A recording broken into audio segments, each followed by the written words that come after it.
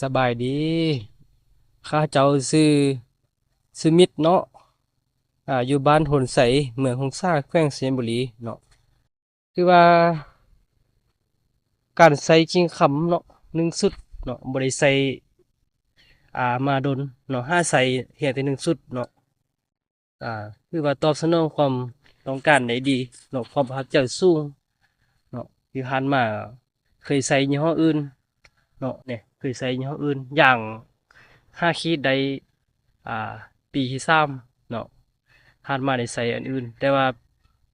ห้าใส่เนาะห้าใส่อ่ากิ่งคำเนี่ยอย่างที่หนึ่งสุดบ่ได้ใส่มาดนเนาะห้าใส่บ่แม่นยังบ่ทันหมดเทื่อเนาะห้าใส่เด้ออ่านี่ห้าใส่นี่คือว่าตอบสนองได้ดีเนาะออกออกออกลายเนาะทำอย่างเข้มข้นข้าวดีเนาะนี่บ่ได้ตัวเด้อพี่น้องคือว่าได้ผลดีนี่